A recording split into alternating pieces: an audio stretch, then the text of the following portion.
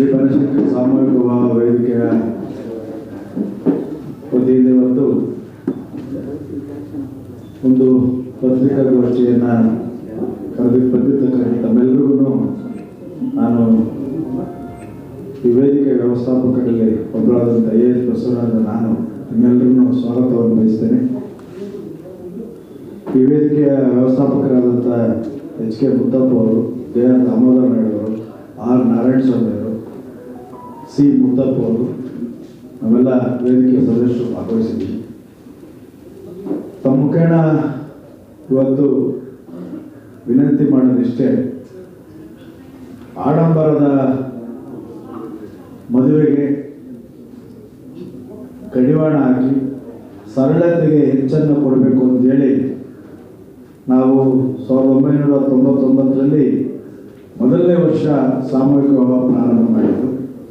ಇವತ್ತು 25ನೇ ವರ್ಷಕ್ಕೆ ಕಾಲಿಟ್ಟಿದೆ. 24 ವರ್ಷ ಮುಗಿಸಿ 25ನೇ ವರ್ಷಕ್ಕೆ ಕಾಲಿಟ್ಟಿದೆ. ಆ 25ನೇ ವರ್ಷದ ಉಚಿತ ಸಾಮೂಹಿಕ ವಿವಾಹ ತಾಯಿ ಬನಶಂಕರಮ್ಮನ ಸನ್ನಿಧಾನದಲ್ಲಿ ನಡೆಯೋದಕ್ಕೆ ತಮ್ಮುಖೇನ ಫೆಬ್ರವರಿ 29/2/2024ರಂದು 25ನೇ ವರ್ಷ ಉಚಿತ ಸಾಮೂಹಿಕ ನಡೀತದೆ. ಆ ನಡೆಯೋದಕ್ಕೆ ನೋಂದಾಯಿಸ್ಕೊಳ್ಳೋದಕ್ಕೆ 22/2/2024 ಒಳಗಡೆ ನೋಂದಾಯಿಸ್ಕೊಳ್ಬೇಕು ಅಂತೇಳಿ ತಮ್ಮ ಮುಖೇನ ವಿನಂತಿ ಮಾಡ್ತಾ ಇದ್ದೀವಿ ವೇದಿಕೆ ಎಲ್ಲ ಸದಸ್ಯರು. ಈ ಒಂದು ವಿವಾಹ ತಾಯಿ ಬನಶಂಕರಮ್ಮನ ಸನ್ನಿಧಾನದಲ್ಲಿ ನಿರಂತರವಾಗಿ ನಡ್ಕೊಂಡು ಬರ್ತಾ ಇದೆ. 25ನೇ ವರ್ಷ ಇದು ಕಾಲಿಟ್ಟಿದೆ.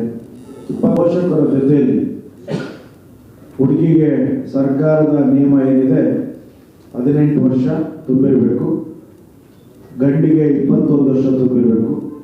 ಅದೊಂದು ಸರ್ಟಿಫಿಕೇಟ್ ಅಂದರೆ ರೇಷನ್ ಕಾರ್ಡ್ ಇರ್ಬೋದು, ಎಲೆಕ್ಷನ್ ಐಡೆಂಟಿ ಕಾರ್ಡ್ ಇರ್ಬೋದು, ಸ್ಕೂಲ್ ಸರ್ಟಿಫಿಕೇಟು, ಕಾಲೇಜ್ ಸರ್ಟಿಫಿಕೇಟ್ ಯಾವುದೇ ಇರ್ಬೋದು, TC.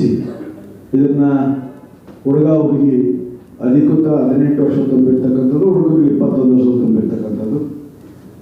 ಪೋಷಕರ ಜೊತೆ ಬಂದು ತಂದೆ ತಾಯಿ ಇರ್ಬೋದು, ಅವರ ಸಂಬಂಧಿಕರಿರ್ಬೋದು, ಅವ್ರ ಜೊತೆ ಬಂದು ನೋಂದಾಯಿಸ್ಕೊಂಡು ಈ ಒಂದು ಕೊಟ್ಟಿದ್ದ ಒಳಗಡೆ ನೋಂದಾಯಿಸ್ಕೊಂಡ್ರೆ ಬರ್ತಕ್ಕಂಥ 29/2/2024ರಂದು ತಾಯಿ ಶ್ರೀ ಬನಶಂಕರಮ್ಮನ ಸನ್ನಿಧಾನದಲ್ಲಿ 25ನೇ ವರ್ಷಕ್ಕೆ ಯಾರ್ಯಾರು ಇಚ್ಛೆವುಳ್ಳಂಥ ವಧುವರರು ಇದನ್ನು ನೋಂದಾಯಿಸ್ಕೊಳ್ಬೇಕಾಗಿ ವಿನಂತಿ ಮಾಡೋದಕ್ಕೆ ತಮ್ಮ ಮುಂದೆ ಬಂದಿದ್ದೀವಿ.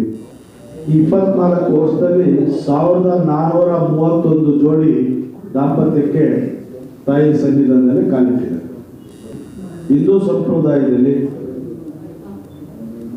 ಮದುವೆಯನ್ನು ಕಂಕಣ ಭಾಗ್ಯ ಕೂಡಿ ಬಂದಿರತಕ್ಕಂಥ ವಧುವರು ಅಕ್ಷತೆಯಿಂದ ಹಿಡಿದು ಕಂಕಣದಾರ, ಬಾಚಂಗ, ಕಾಲಂಬ್ರ, ಮಾಂಗಲ್ಯ, ಸಮವಸ್ತ್ರ ಮತ್ತು ಅವ್ರು ಬರ್ತಕ್ಕಂಥ ಹೂವಿನಾರದಿಂದ ಪೇಟದಿಂದ ಹಿಡಿದು ಎಲ್ಲನೂ ವೇದಿಕೆಯ ನೀವು ಕೂತಿರ್ತಕ್ಕಂಥ ಎಲ್ಲ ನಮ್ಮ ವ್ಯವಸ್ಥಾಪಕರು ವ್ಯವಸ್ಥೆ ಮಾಡಿದ್ವಿ.